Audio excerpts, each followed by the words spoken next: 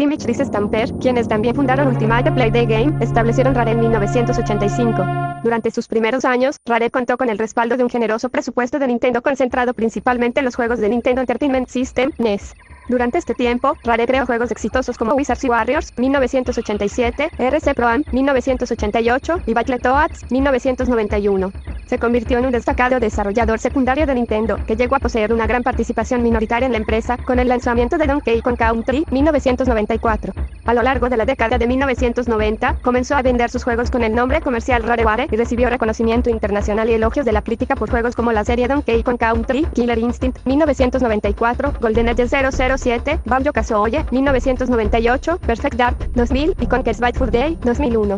En 2002, Microsoft adquirió Rare, que conservó su marca, logotipo y la mayoría de las propiedades intelectuales originales.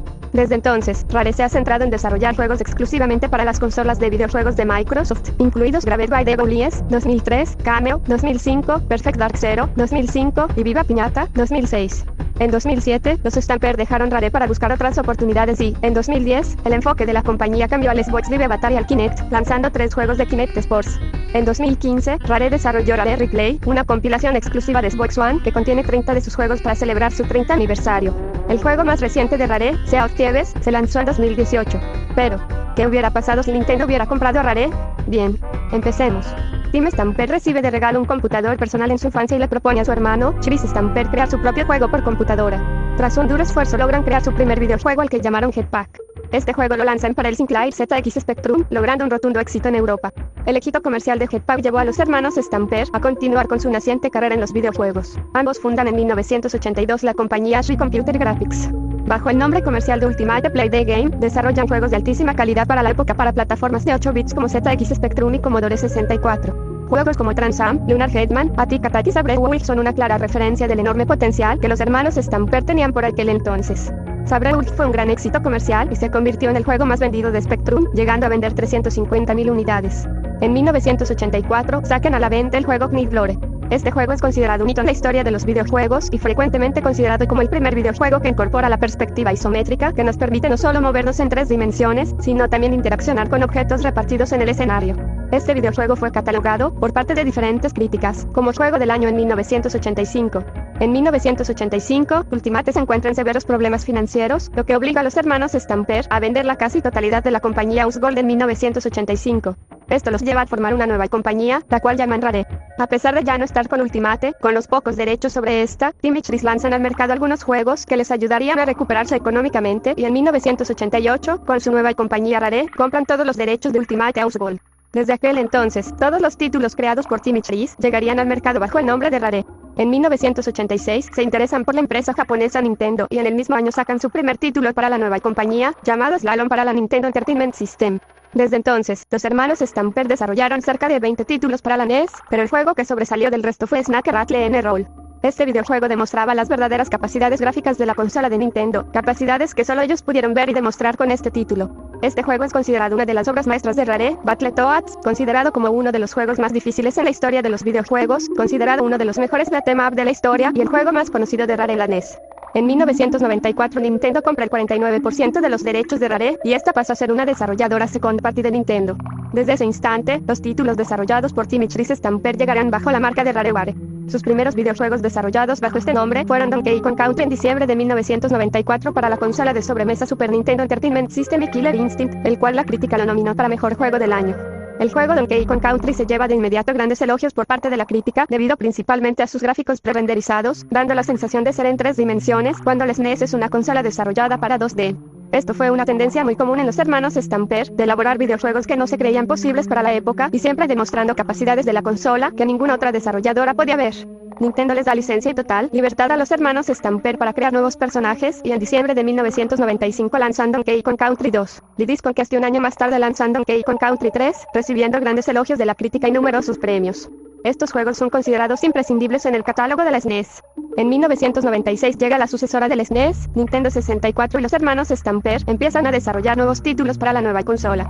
publican en marzo de 1997 su primer videojuego para la N64 llamado Blast Corps, un juego con un concepto y un desarrollo distinto a lo que venía desarrollando la empresa, por lo que tuvo un éxito modesto en ventas comparado con sus anteriores títulos de la etapa Super Nintendo.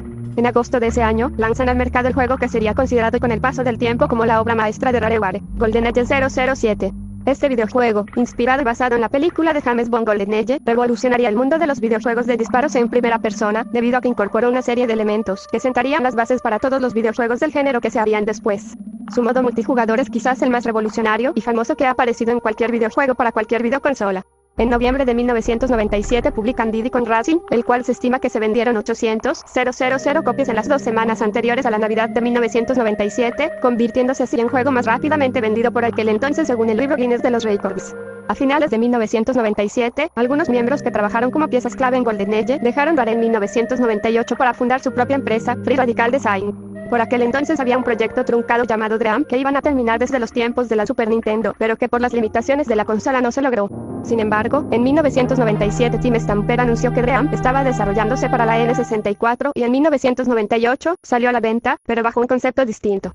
Con el tiempo se sabría que la Nintendo 64 no podía correr fluidamente el proyecto Dream como inicialmente se tenía planeado, sin embargo, no se desecharon todas las ideas de este proyecto y se utilizó un personaje que en Dream no era el principal, Banjo, pero bajo el nombre de Banjo-Kazooie recibía la mayor parte del protagonismo.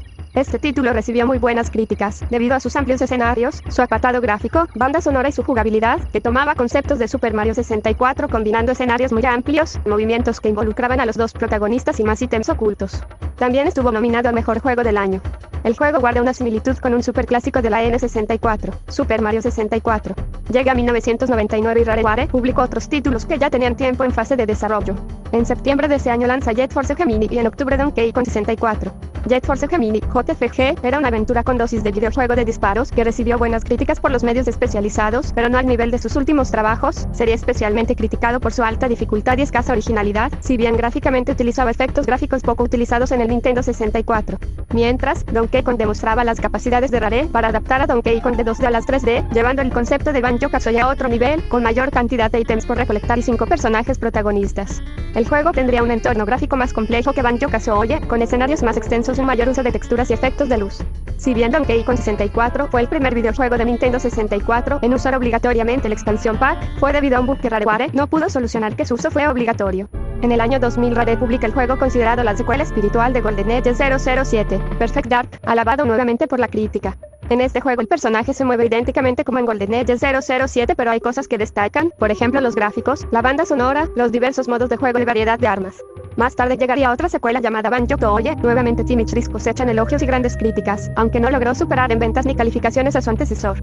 A principios del nuevo milenio, Rare esperaba que Nintendo comprara las acciones restantes de la compañía, para su suerte fue así, y los hermanos Stamper quedaron al día 2 de que Nintendo comprara directamente al estudio como consecuencia. Rare no empezaría a buscar nuevos compradores potenciales, y fue así como empleados de Activision y Microsoft no pudieron visitar las oficinas de Rare con ofertas de compra.